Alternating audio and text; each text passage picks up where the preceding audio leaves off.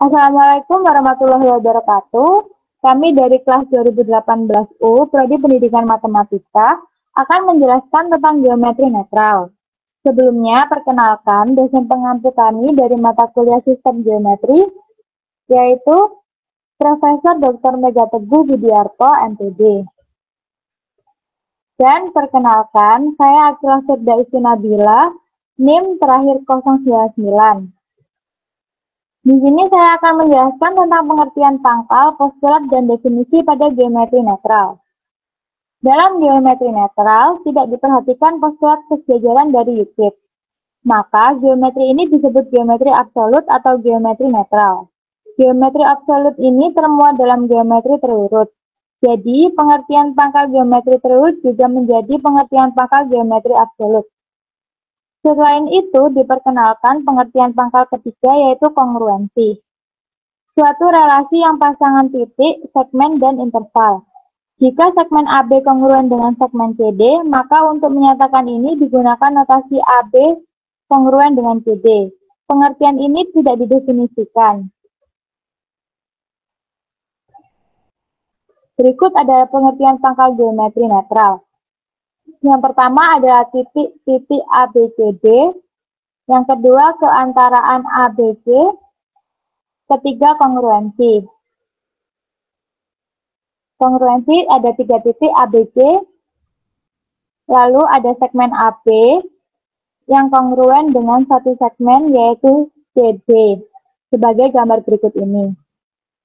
Nah, di sini titik dipandang sebagai unsur yang tidak didefinisikan dan keantaraan dan kekongruensi sebagai relasi-relasi yang tidak didefinisikan. Seperti itu. Selanjutnya, saya Nur Afifah akan membahas tentang 5 aksioma yang terdapat pada geometri netral. Aksioma yang pertama, jika A dan B titik berlainan, maka pada sebarang sinar yang berpangkal di titik C dan tepat pada satu titik D sedemikian hingga garis AB kongruen dengan garis CD.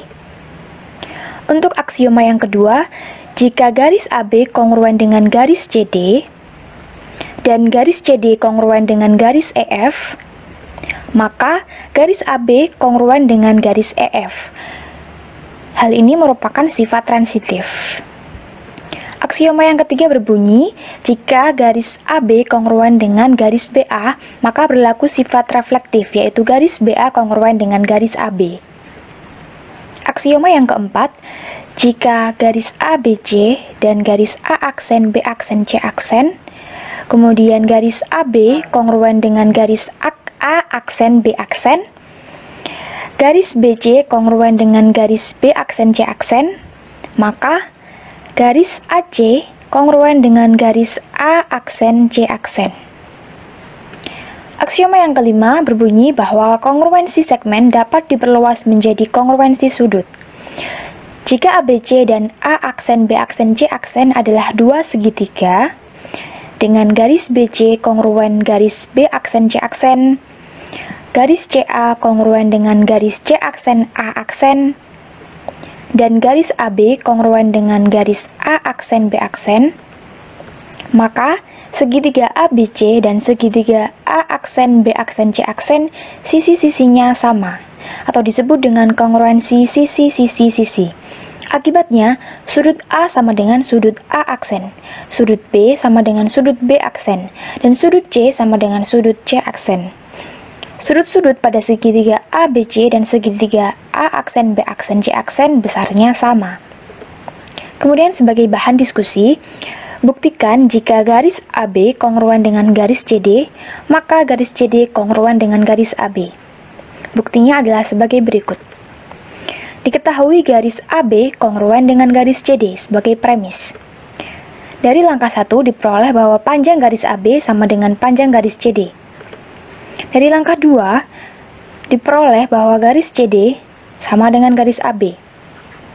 Sehingga pada langkah 4 diperoleh bahwa garis CD kongruen dengan garis AB. Oke teman-teman, di sini saya akan menjelaskan tentang geometri netral bagian definisi 8.1 dan seterusnya. Yang pertama adalah definisi 8.1 yang bunyinya suatu sudut siku-siku adalah sudut yang kongruen dengan pelurusnya atau suplemennya. Besarnya suatu sudut siku-siku sama dengan setengah pi. Lah di sini kan kita tahu bahwa sudut pelurus itu besarnya pi. Nah, karena ini sudut siku-siku itu membentuk sudut pelurus dengan pelurusnya, maka besarnya itu adalah setengah pi karena sudut siku-siku itu yang membentuk pelurus itu dua-duanya besarnya sama, jadi langsung dibagi 2, pi-nya jadi setengah pi. Nah, seperti pada gambar, misal kita buatnya melalui segitiga siku-siku, lalu kita copy dan kita flip. Nah, di sini kedua sudut siku-sikunya akan membentuk sudut pelurus, sementara besarnya tadi sama, jadi bisa langsung dibagi 2, jadi besarnya setengah pi untuk sudut siku-siku tadi.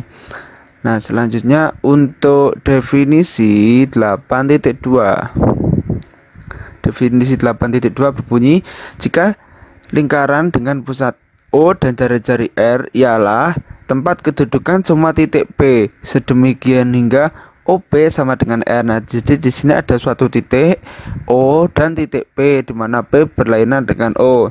Nah, kita di sini akan memutar titik P dan jaraknya selalu sama dengan O. Nah, semua titik P yang berjarak sama dengan O tadi adalah lingkaran, dengan OP itu adalah R atau jari-jarinya.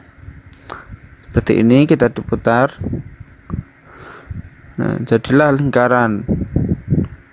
Selanjutnya, teori Sha'ari dalam geometri netral.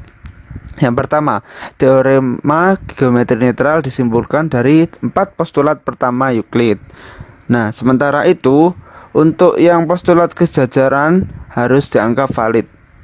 Yang ketiga, dalam mempelajari geometri netral, kita bertolak dari sebagian teori Sha'ari, jadi tidak semua digunakan. Yang keempat, geometri netral dipelajari dengan cara mengamati teorema-teorema. Nah, kemudian kita membahas tentang lemma 8.1 yang berbunyi, jika diberikan segitiga ABC dan sudut A, maka ada segitiga A1, B1, C1 sedemikian hingga segitiga A1, B1, C1 mempunyai jumlah sudut yang sama dengan segitiga ABC, dan besar sudut A1 adalah kurang dari sama dengan setengah dari besar sudut A. Nah, untuk pembuktiannya adalah seperti ini sebagai berikut. Yang pertama, kita ada premis bahwa segitiga ABC dan sudut A. Lalu E kita tentukan ada E merupakan titik tengah BC. Nah, itu titik di situ titik E-nya, lalu perpanjang AE hingga ke F di mana AE sama dengan EF. Kita buat perpanjangan AE 2 kalinya AE dengan titik tujuannya adalah F. Ini alasannya karena semua segmen itu dapat diperpanjang. Nah, lalu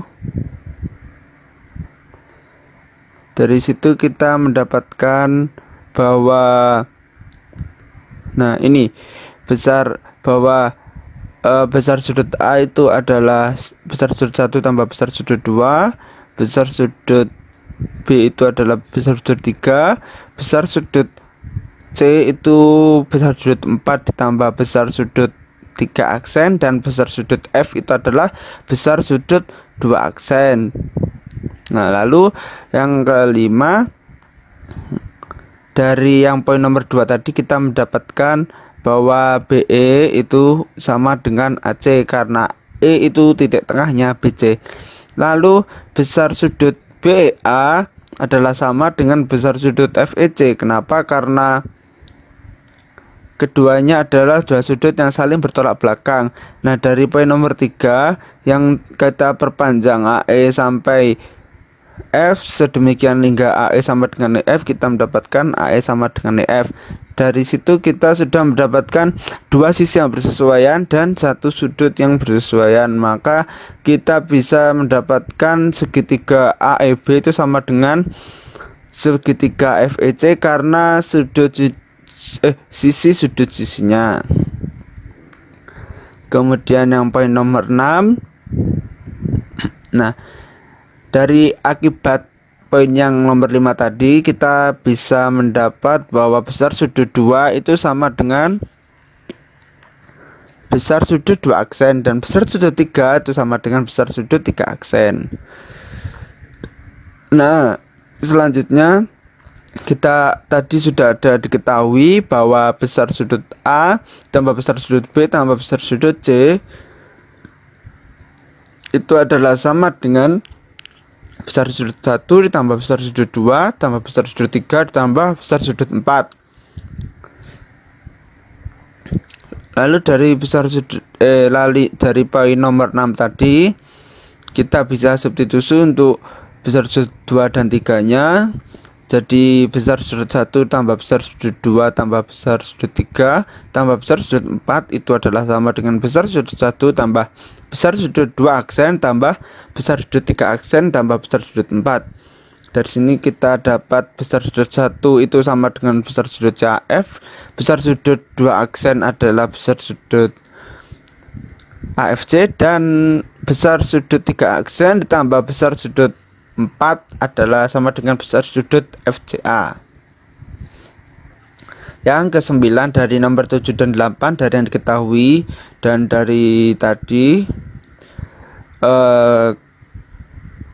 besar sudut 2 yang besarnya sama dengan 2 aksen dan 3 yang besarnya sama dengan 3 aksen, kita dapatkan bahwa besar sudut A tambah besar sudut B tambah besar sudut C itu adalah sama dengan besar sudut CAF tambah besar sudut AFC tambah besar sudut FCA. Nah, ini. Nah, untuk selanjutnya nomor 10, besar sudut A ditambah besar sudut adalah besar sudut 1 tambah besar sudut 2. Ini kita dapat dari poin nomor 4 tadi ya. Begitu juga, maka besar sudut 1 adalah sama dengan kurang dari sama dengan setengah dari besar sudut A, atau jika besar sudut 1 lebih dari setengah besar sudut A, maka besar sudut 2 kurang dari setengah besar sudut A. Kemudian kita konstruksi titik A pada CAF itu adalah A1, titik F pada AFC, sudut AFC adalah B1, dan titik C pada sudut FCA adalah C1. Nah, kemudian nomor 12-nya kita dapatkan dari poin 11, yaitu poin sebelumnya, bahwa sudut atau segitiga AFC adalah sama dengan segitiga A1, B1, C1. Lalu 13, jumlah sudut segitiga ABC adalah sama dengan jumlah sudut segitiga A1, B1, C1 dengan F kurang dari dengan besar sudut A1 kurang dari sama dengan besar sudut A. Ini kita dapatkan dari yang poin nomor 9, 10, dan 11. Jadi seperti itu untuk lemma 8.1.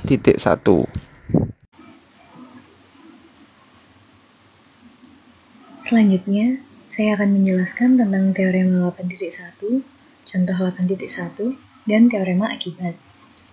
Sebelumnya, perkenalkan, nama saya Revlina Olivia Kusuma, NIM terakhir 101. Teorema 8.1 atau Sacheri dan Legendre. Jumlah sudut sebarang segitiga kurang atau sama dengan 180 derajat. Dengan menggunakan bukti tak langsung, yaitu dengan mengandaikan segitiga ABC lebih dari 180 derajat, maka jumlah sudut segitiga ABC sama dengan 180 derajat ditambah B, dengan P adalah bilangan positif. Yang pertama yaitu jumlah sudut segitiga ABC sama dengan 180 derajat ditambah P sebagai premis tambahan. Lalu, ada segitiga A1B1C1 dengan sudut A1 kurang dari sama dengan setengah dari sudut A. Berdasarkan langkah 1 dan juga lemma 8.1 yang berbunyi, jika diberikan segitiga ABC dan sudut A, maka ada segitiga A1B1C1 sedemikian hingga segitiga A1B1C1 mempunyai jumlah sudut yang sama dengan segitiga ABC dan sudut A1 kurang dari sama dengan setengah dari sudut A.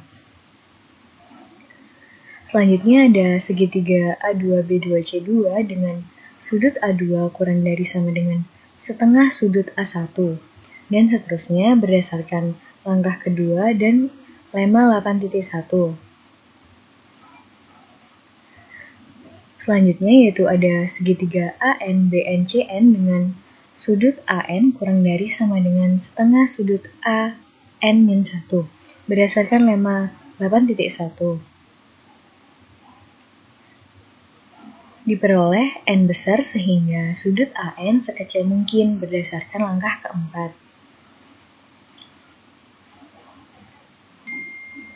Lalu dipilih sudut AN kurang dari P. Dan berdasarkan langkah 1 diperoleh sudut AN ditambah sudut BN ditambah sudut CN sama dengan 180 derajat ditambah P. Lalu sudut BN ditambah sudut CN lebih dari 180 derajat berdasarkan langkah ke-6 dan langkah ke-7. Jadi pengandaian salah, yaitu jumlah sudut sebarang segitiga kurang dari atau sama dengan 180 derajat. Hal ini kontradiksi dengan teorema 5.3 yang berbunyi, jumlah dua sudut segitiga kurang dari 180 derajat.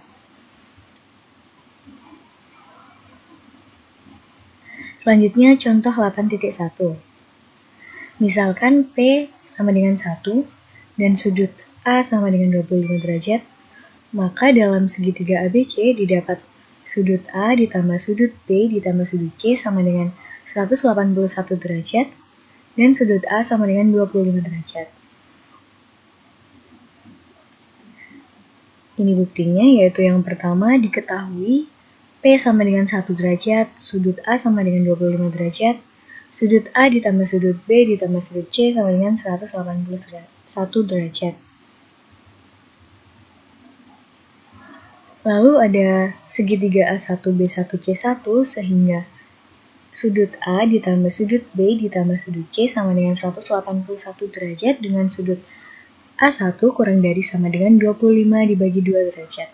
Berdasarkan lemma 8.1 yang berbunyi, jika diberikan segitiga ABC dan sudut A, maka ada segitiga A1B1C1 sedemikian hingga segitiga A1B1C1 mempunyai jumlah sudut yang sama dengan segitiga ABC dan sudut A1 kurang dari sama dengan setengah sudut A. Lalu ada segitiga A2B2C2 sehingga sudut A1 ditambah sudut B1 ditambah sudut C1 sama dengan 181 derajat dengan sudut A1 kurang dari sama dengan 25 dibagi 4 derajat berdasarkan langkah kedua dan juga lemma 8.1. Lalu ada juga segitiga A3B3C3 sehingga sudut A2 ditambah sudut B2 ditambah sudut C2 sama dengan 181 derajat dengan sudut A1 kurang dari sama dengan 25 dibagi 8 derajat berdasarkan langkah ketiga dan juga lemma 8.1. Lalu langkah kelima yaitu ada segitiga A4B4C4 sehingga sudut A3 ditambah sudut B3 ditambah sudut C3 sama dengan 181 derajat dengan sudut A1 kurang dari sama dengan 25 dibagi 16 derajat berdasarkan langkah keempat dan juga lemma 8.1. Selanjutnya yaitu ada segitiga A5B5C5 sehingga sudut A4 ditambah sudut B4 ditambah sudut C4 sama dengan 181 derajat dengan sudut A1 kurang dari sama dengan 25 dibagi 32 derajat kurang dari 1. Berdasarkan langkah kelima dan juga lema 8.1. Sehingga sudut B5 ditambah sudut C5 lebih dari 180 derajat. Hal ini kontradiksi dengan teorema 5.3 yang berbunyi jumlah dua sudut segitiga kurang dari 180 derajat.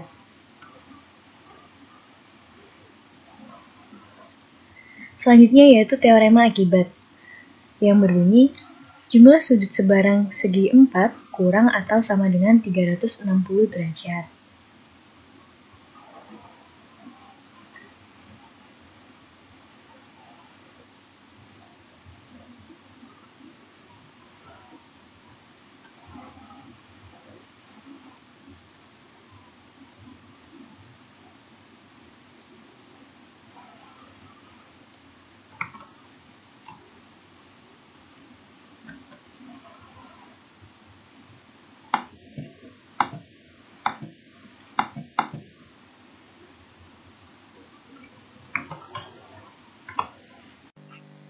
Nah, selanjutnya yaitu definisi 8.3 dan teorema 8.2.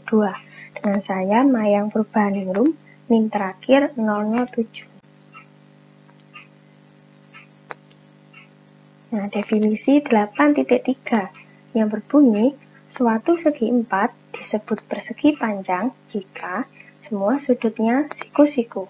Dapat kita lihat pada gambar, yaitu ada sudut siku-siku di D, di A, di B, dan di C. Selanjutnya untuk yang teorema 8.2 yang berbunyi, jika ada sebuah persegi panjang, maka akan ada juga sebuah persegi panjang dengan salah satu sisinya lebih panjang daripada ruas garis tertentu. Dapat kita lihat pada gambar berikut ini. Ada persegi panjang dan ada ruas garis XY. Kemudian ada persegi panjang yang salah satu sisinya lebih panjang daripada ruas garis XY. Nah, buktinya bagaimana? Adalah sebagai berikut. Yang pertama, persegi panjang ABCD dan ruas garis XY akibat dari premis 1. Kemudian yang kedua, sudut A, sudut B, sudut C, dan sudut D itu siku-siku dari langkah 1 dan definisi 8.3 yang berbunyi suatu segi 4 disebut persegi panjang jika semua sudutnya siku-siku. Selanjutnya, konstruksi segi 4B, B2, C2C sedemikian hingga BB2, C2C kongruen dengan ABCD. B2, C2, dan AD berlainan pihak terhadap BC. Nah, dapat kita lihat di gambar. Kemudian yang keempat sudut segi 4, BB2, C2C, siku-siku, akibat dari langkah 3. Sehingga BB2, C2C adalah persegi panjang akibat dari langkah 4 dan definisi 8.3 yang berbunyi suatu segi 4 disebut persegi panjang jika semua sudutnya siku-siku.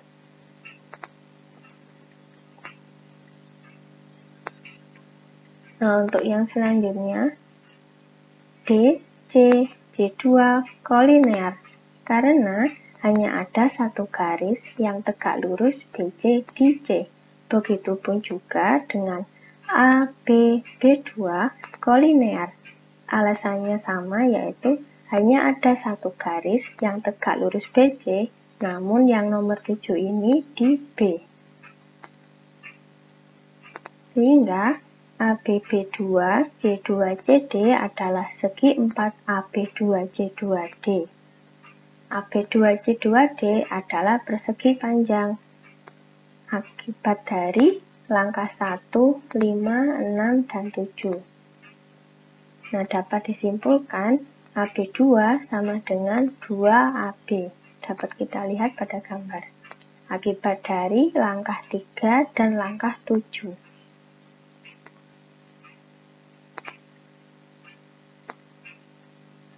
Untuk yang selanjutnya, kita konstruksi lagi segi 4B2, B3C, 3C2, sedemikian hingga B2, B3C, 3C2 kongruen dengan B2, C2C. B3C3 dan BC berlainan pihak terhadap B2, C2. Nah, kita lihat pada gambar berikut. Kemudian keempat sudut segi 4B2, B3C, 3C2 itu siku-siku akibat dari langkah 10. Sehingga B2, B3C, 3C2 itu adalah persegi panjang akibat dari langkah 11 dan definisi 8.3, yaitu suatu segi 4 disebut persegi panjang jika semua sudutnya siku-siku.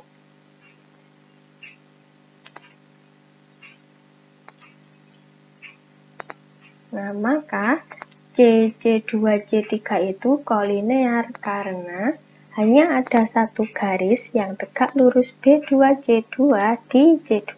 Dapat kita lihat pada gambar. Nah, begitupun juga dengan B2, C3 kolinear. Alasannya karena hanya ada satu garis yang tegak lurus B2, C2 di B2. Maka ABB2, B3, C3, C2, CD adalah segi 4 dan AB3, C3D, AB3, C3D adalah persegi panjang.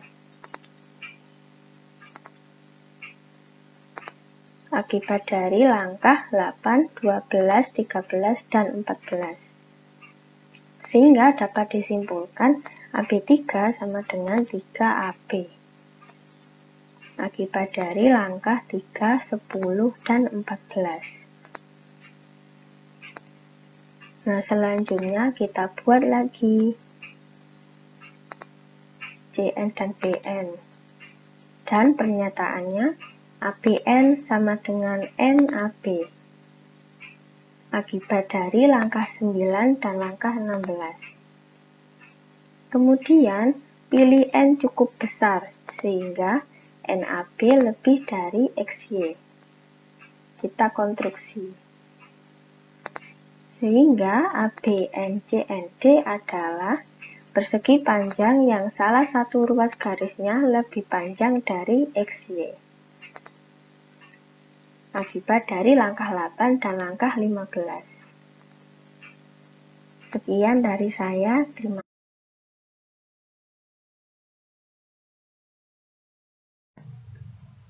Selanjutnya, saya, Sabila Putri Arliani, NIM terakhir 077, akan menjelaskan akibat teorema 8.2, di mana teorema akibat ini berbunyi, jika ada sebuah persegi panjang, maka ada sebuah persegi panjang yang dua sisinya yang berdekatan panjangnya masing-masing lebih panjang dari dua segmen tertentu.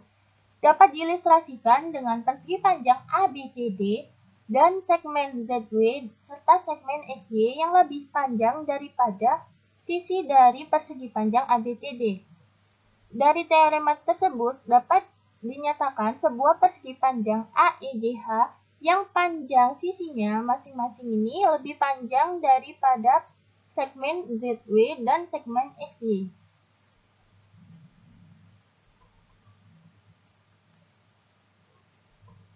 Berikut akan dibuktikan dari teorema akibat tersebut.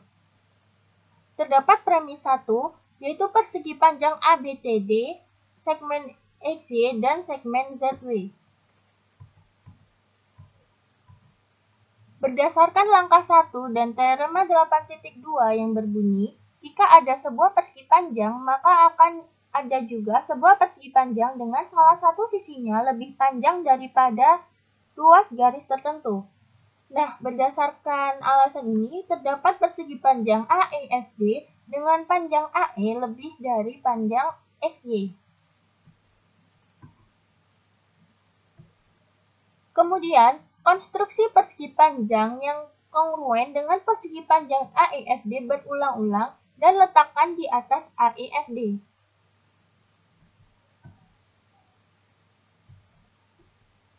Berdasarkan langkah 3 dan teorema 8.2, terdapat persegi panjang AEGH dengan panjang AH lebih dari panjang segmen garis ZW.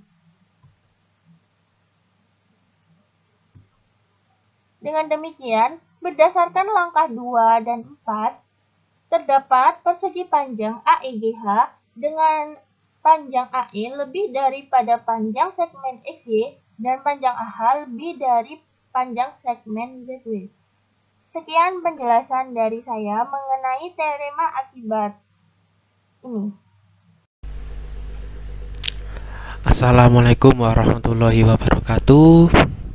Di sini saya akan menjelaskan tentang sistem geometri netral, tentang pembuktian teorema 8.3. Perkenalkan, nama saya Raja Noval Ari Salim dengan NIM 18030140443. Teorema 8.3. Jika ada sebuah persegi panjang, maka ada persegi panjang dengan panjang dua sisi yang berdekatan masing-masing sama dengan XY dan ZW, seperti yang ada pada gambar. Selanjutnya, pembuktian teorema 8.3 yang berbunyi, jika ada sebuah persegi panjang, maka ada persegi panjang dengan panjang dua sisi yang berdekatan masing-masing sama dengan XY dan ZW. Persegi panjang PMNO, ruas garis XY dan ZW sebagai premis 1. Kemudian ada persegi panjang PQRS dengan PQ lebih besar daripada XY dan PS lebih panjang daripada ZY dengan besar sudut P sama dengan 90 derajat dan besar sudut S 90 derajat. Akibat dari teorema 8.2 yang berbunyi, jika ada sebuah persegi panjang, maka ada sebuah persegi panjang yang dua sisinya yang berdekatan panjangnya masing-masing lebih panjang dari dua segmen tertentu. Selanjutnya, diskonstruksi titik G aksen pada PQ sedemikian hingga PG aksen sama dengan XY. Selanjutnya, diskonstruksi Q aksen R aksen memotong tegak lurus RS di R aksen.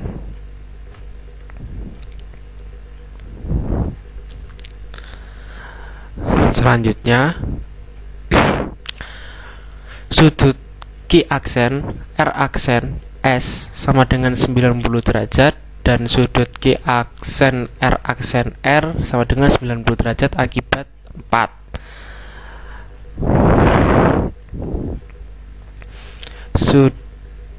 Besar sudut PQ aksen Q sama dengan 180 derajat atau P dengan alasan sebagai sudut lurus. Andaikan besar sudut P Q aksen R aksen lebih besar dari 90 derajat sebagai premis tambahan,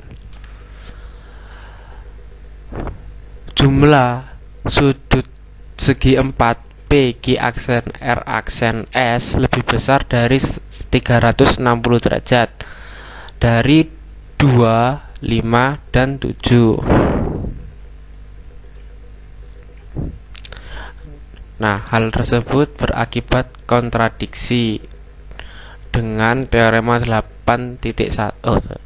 Teorema akibat 8.1 yang berbunyi jumlah sudut sebarang segi 4 kurang atau sama dengan 360 derajat. Selanjutnya, kita andaikan besar sudut PQ aksen R aksen lebih kecil daripada 90 derajat sebagai premis tambahan. Besar sudut Q aksen R lebih besar dari 90 derajat dari 6 dan 10. Kemudian jumlah sudut segi 4Q aksen R lebih dari 360 derajat dari 2, 5, dan 11.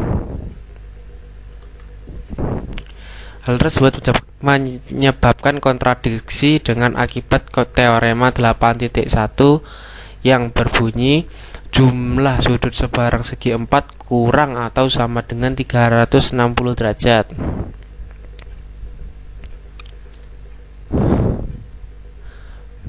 Maka seharusnya besar sudut PQ aksen R aksen sama dengan 90 derajat dari 7, 9, 10, dan 13. Maka PQ aksen R aksen S adalah persegi panjang dari 2, 5, dan 14. Selanjutnya, titik S aksen pada PS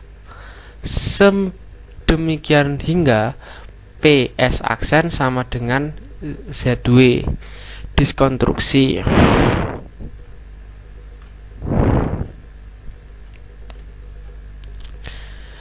S aksen R aksen memotong tegak lurus Q aksen R aksen di R bintang sebagai diskonstruksi.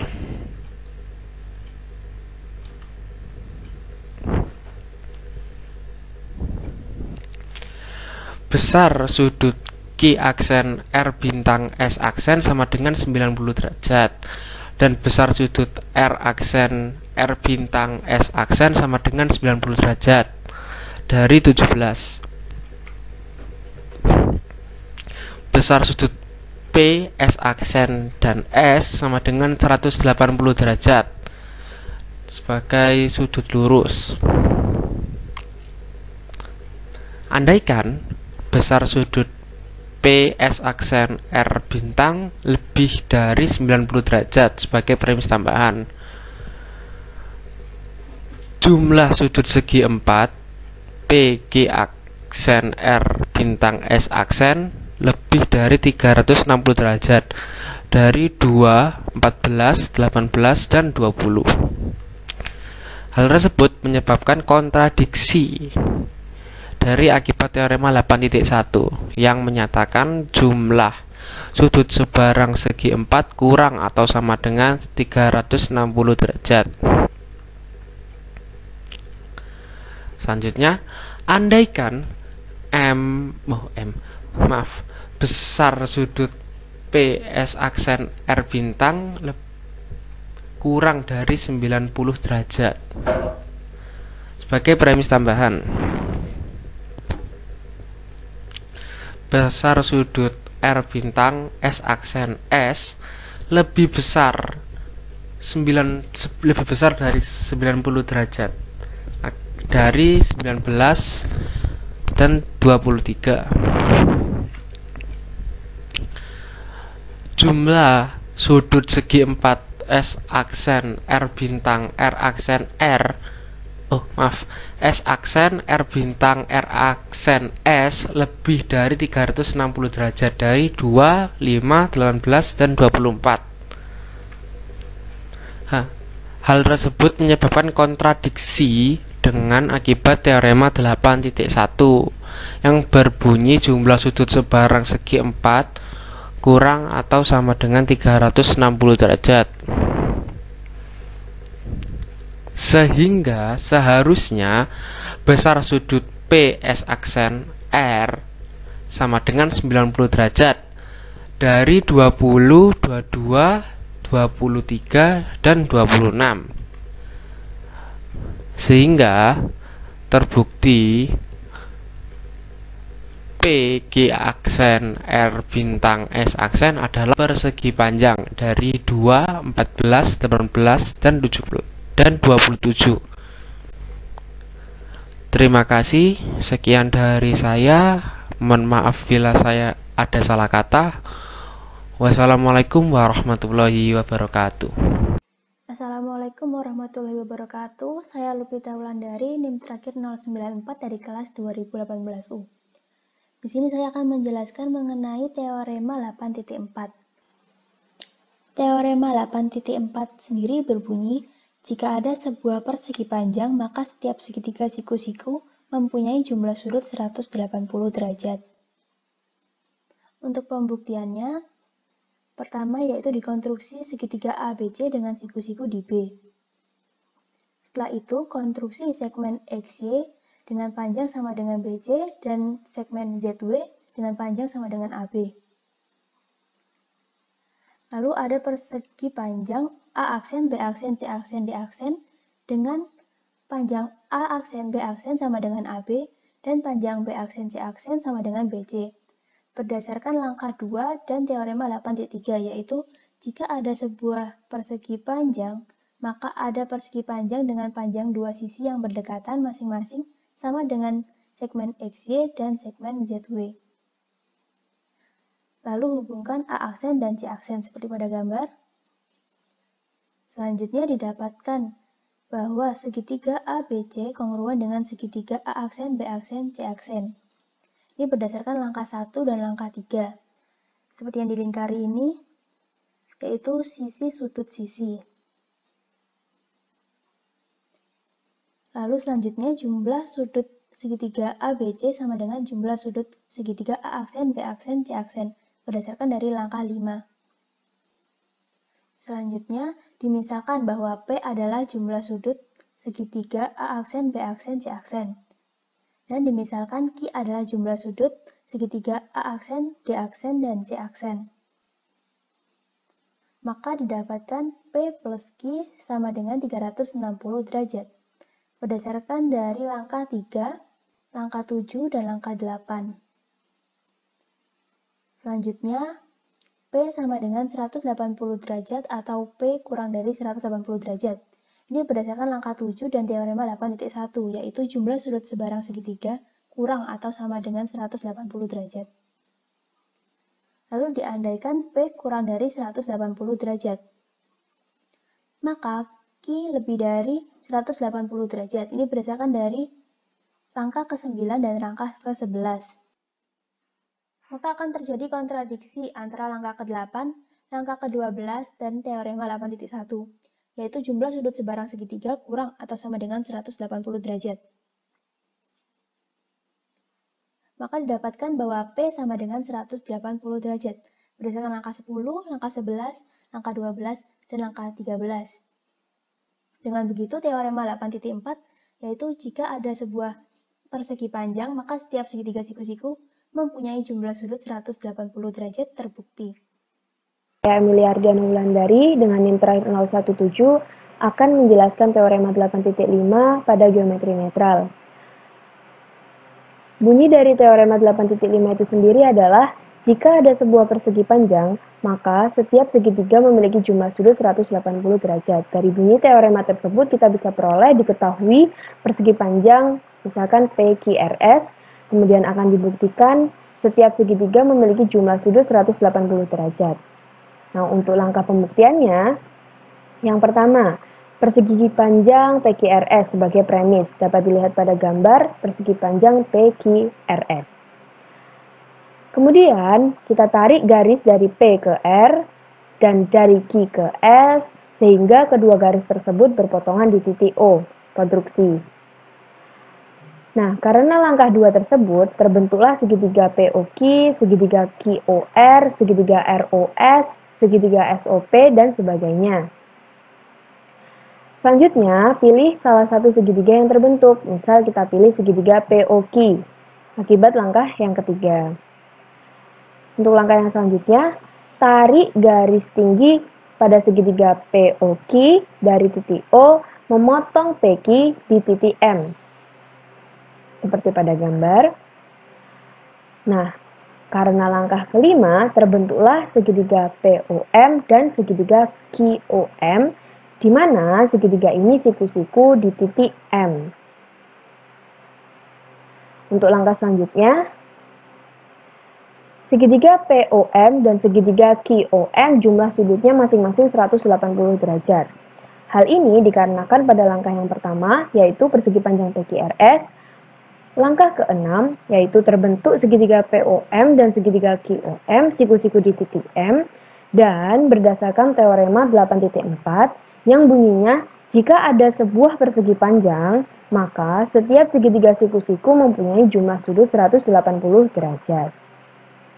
Selanjutnya, kita bisa peroleh jumlah sudut segitiga POQ sama dengan jumlah sudut segitiga POM ditambah jumlah sudut segitiga QOM dikurangi besar sudut OMP ditambah besar sudut OMQ. Di mana kita tahu bahwa jumlah sudut segitiga POM sama dengan 180 derajat, lalu jumlah sudut segitiga QOM sama dengan 180 derajat, besar sudut OMP sama dengan 90 derajat, karena sudut OMP adalah sudut siku-siku, dan besar sudut OMQ sama dengan 90 derajat. Sehingga kita bisa dapatkan bahwa jumlah sudut segitiga POQ sama dengan 180 derajat. Nah, untuk selanjutnya, ulangi langkah ke-5 sampai langkah ke-8 untuk segitiga yang diperoleh pada langkah ketiga, yaitu segitiga QOR, segitiga ROS, segitiga SOP, dan lain-lain, sehingga nantinya didapatkan bahwa setiap segitiga memiliki jumlah sudut 180 derajat. Ya, perkenalkan, nama saya Indrianinda Rahmasari, NIM terakhir 056. Kali ini saya akan membahas teorema selanjutnya, yaitu teorema 8.6, yang menyatakan bahwa jika ada sebuah segitiga dengan jumlah sudut 180 derajat, maka akan ada sebuah persegi panjang. Dari teorema tersebut, kita dapat mengetahui bahwa dengan mengkonstruksi segitiga ABC dengan jumlah sudut 180 derajat. Kemudian akan dibuktikan bahwa jika ada segitiga dengan jumlah sudut 180 derajat, maka akan ada persegi panjang. Pembuktian teorema 8.6. Yang pertama, kita konstruksi terlebih dahulu segitiga ABC dengan jumlah sudut 180 derajat. Yang selanjutnya kita konstruksi dengan tarik garis tinggi dari titik AB, sehingga memotong AC di D. Yang selanjutnya kita memisalkan jumlah sudut segitiga ABD sama dengan P, dan jumlah sudut segitiga BCD sama dengan Q. Nah, dari langkah 2 dan 3 dapat kita peroleh bahwa P ditambah Q sama dengan 360 derajat. Berikut penjelasannya. P ditambah Q itu tuh sama dengan P-nya itu sama dengan sudut A ditambah sudut ABD ditambah sudut ADB, dan Q-nya sama dengan sudut C ditambah sudut CBD ditambah sudut CDB. Nah, sudut ABD ditambah sudut CBD sama dengan sudut B. Nah, dari situ kita peroleh bahwa P ditambah Q sama dengan sudut A ditambah sudut B ditambah sudut C ditambah sudut ADB ditambah sudut CDB. Nah, sudut A ditambah sudut B ditambah sudut C ini merupakan sudut dalam segitiga ABC yang jumlahnya 180 derajat. Nah, sudut ADB dan sudut CDB merupakan sudut siku-siku, sehingga jumlahnya 2 kali 90 derajat, sehingga diperoleh P ditambah Q sama dengan 2 dikali 90 derajat ditambah 180 derajat sama dengan 360 derajat. Yang selanjutnya kita melakukan pengandaian. Andaikan P itu kurang dari 180 derajat, maka diperoleh bahwa Q lebih besar dari 180 derajat berdasarkan langkah 4 dan 5. Nah, selanjutnya itu terdapat kontradiksi karena pengandaiannya salah. Kenapa salah? Kontradiksinya itu di langkah sebelumnya menyatakan bahwa Q itu lebih besar dari 180 derajat. Sedangkan berdasarkan teorema 8.1 menyatakan jika jumlah sudut sebarang segitiga kurang atau sama dengan 180 derajat, sehingga tidak mungkin jumlah sudut sebarang segitiga itu lebih besar dari 180 derajat. Sehingga pengandaian yang mengandaikan bahwa P kurang dari 180 derajat itu salah. Harusnya P-nya sama dengan 180 derajat.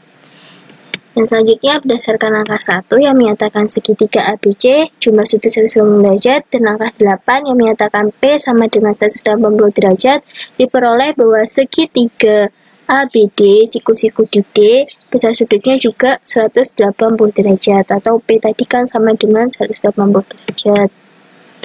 Langkah selanjutnya itu dengan mengkonstruksi segitiga, yaitu segitiga ABC, ABE yang kongruen dengan segitiga ABD, dengan E berlainan pihak dengan D dari sisi AB, BE bersesuaian dengan AD, dan M sudut 1 sama dengan M sudut 1 aksen, dan M sudut 2 sama dengan M sudut 2 aksen.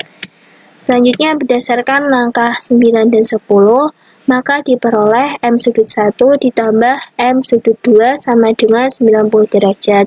Kayak tadi kan sudut segitiga ABD itu merupakan segitiga siku-siku di D. Jadi segitiganya itu 180 derajat dan sudut D-nya itu 90 derajat. Jadi 180 derajat dikurangi 90 derajat sama dengan 90 derajat. Nah, berdasarkan langkah 10, yang menyatakan bahwa M sudut 1 sama dengan M sudut 1 aksen dan M sudut 2 sama dengan M sudut 2 aksen, dan langkah 11 yang menyatakan M sudut 1 ditambah M sudut 2 sama dengan 90 derajat, maka diperoleh M sudut 1 ditambah M sudut 2 aksen sama dengan 90 derajat, dan M sudut 1 aksen ditambah M sudut 2 sama dengan 90 derajat.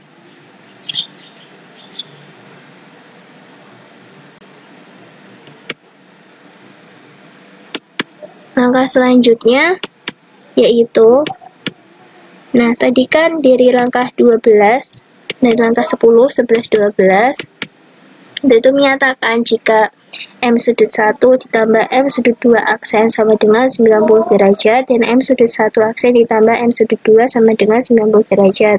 Nah, M sudut 1 ditambah M sudut 2 aksen ini sama dengan sudut EAB, EAD. Dan sudut M sudut 1 aksen ditambah M sudut 2 sama dengan sudut DBE. Nah, kedua sudut itu yaitu sudut EAD dan sudut DBE sama dengan 90 derajat atau merupakan sudut siku-siku.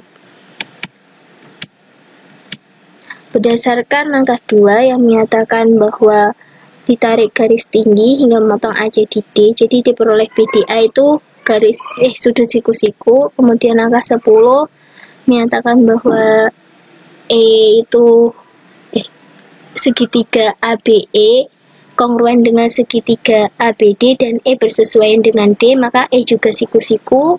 Kemudian berdasarkan langkah 13 yang menyatakan bahwa sudut EAD dan sudut EBD itu merupakan sudut siku-siku, sehingga diperoleh persegi panjang ADBE, yang mana keempat sudutnya itu siku-siku berdasarkan definisi persegi panjang yang menyatakan suatu segi 4 disebut persegi panjang jika semua sudutnya siku-siku.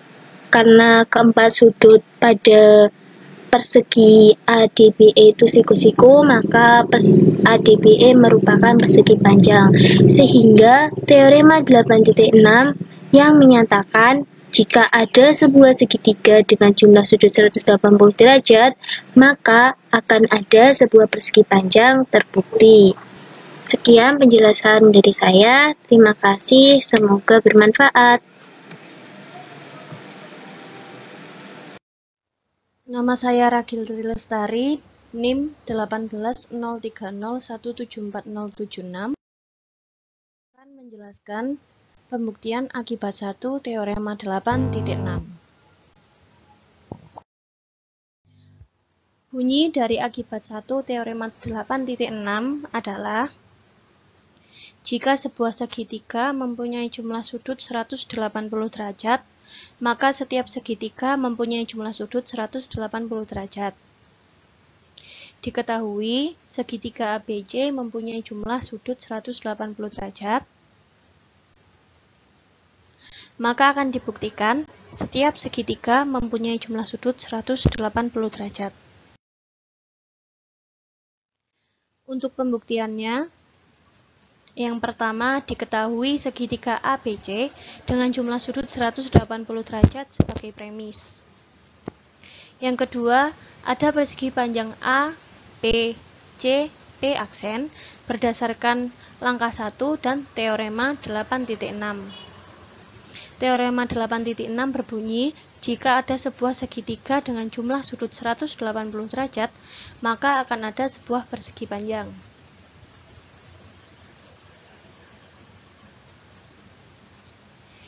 Untuk langkah yang ketiga, setiap segitiga memiliki jumlah sudut 180 derajat. Hal ini berdasarkan langkah kedua dan teorema 8.5 yang berbunyi, jika ada sebuah persegi panjang, maka setiap segitiga memiliki jumlah sudut 180 derajat.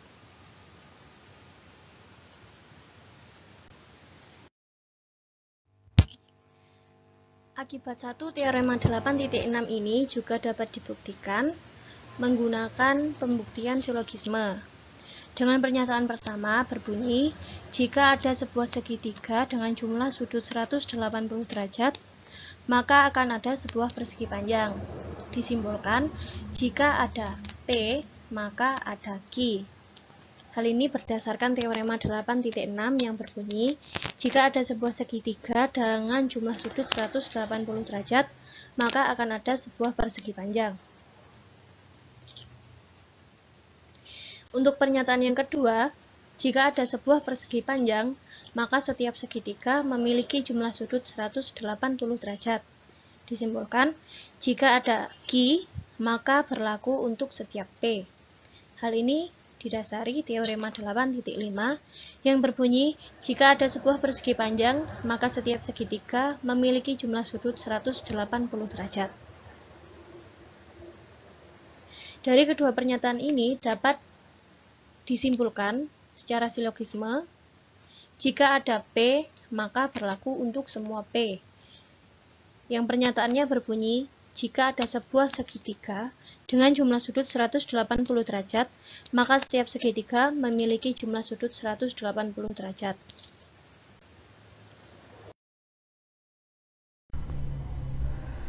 Oke, selanjutnya ada akibat 2 teorema 8.6. Jadi, di akibat 2 teorema 8.6 ini berbunyi, jika sebuah segitiga mempunyai jumlah sudut kurang dari 180 derajat, maka setiap segitiga mempunyai jumlah sudut kurang dari 180 derajat. Jadi misal di sini yang diketahui adalah misal ada segitiga ABC dengan jumlah sudut kurang dari 180 derajat.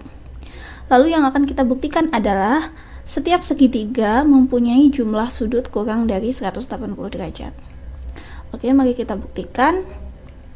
Untuk langkah yang pertama, telah diketahui bahwa segitiga ABC mempunyai jumlah sudut kurang dari 180 derajat.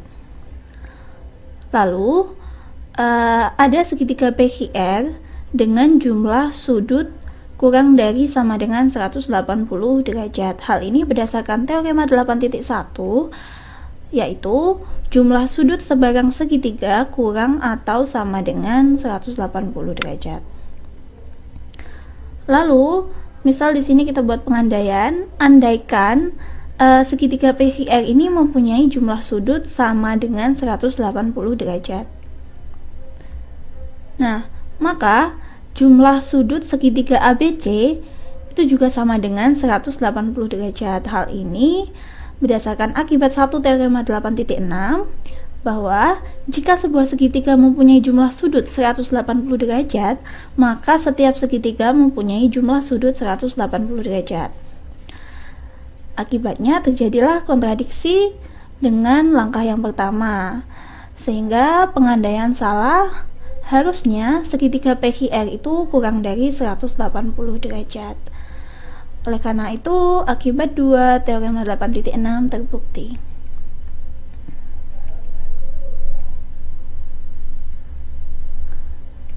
Nah, dengan membandingkan teorema akibat 1 dan 2 dari teorema 8.6, kita dapat mengamati suatu fakta penting yang tidak termuat dalam teorema Sha'kari-Legendre, yakni geometri netral adalah homogen dalam artian bahwa semua segitiga mempunyai jumlah sudut 180 derajat atau semua segitiga mempunyai jumlah sudut kurang dari 180 derajat. Nah, jenis geometri netral yang pertama tersebut merupakan geometri Euclides, sedangkan yang kedua secara historis muncul sebagai geometri non-Euclides. Nah, berikut ini adalah proposisi-proposisi geometri netral bidang. Yang pertama, dua garis yang tidak berimpit mempunyai paling banyak satu titik potong. Lalu yang kedua, setiap segmen garis mempunyai tepat satu titik tengah. Lalu yang ketiga, setiap sudut mempunyai tepat satu garis bagi. Yang keempat, komplement dari sudut-sudut yang sama adalah sama. Lalu yang kelima, sudut yang bertolak belakang besarnya sama. Yang keenam, kongruensi segitiga adalah sisi sudut sisi, lalu sudut sisi sudut, dan sisi sisi sisi. Oke, sekian yang dapat kami sampaikan. Kurang lebihnya mohon maaf. Terima kasih dan sampai jumpa.